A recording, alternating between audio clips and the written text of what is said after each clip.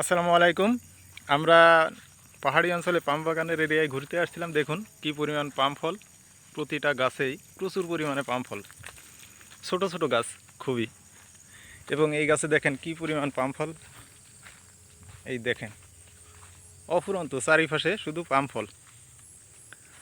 ওই গাছে ছোট ছোট গাছ, প্রচুর পরিমাণে পাম ফল, অনেক খুবই বড় বড় ফল হয়েছে এই গাছে।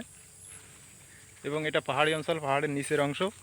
আমরা অনেক নিচেই নেমে আসছি, চারিপাশের ঝোপঝাড়। এবং এখান থেকে প্রতিনিয়ত এই যে গাড়ি যায়, এখান থেকে পাম ফল সংগ্রহ করা হয়।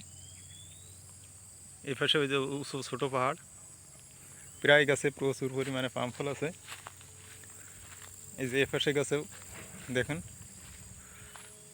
প্রায় এই পাকার মতো হয়ে গেছে, এটা লাল কালার হয়ে আসছে।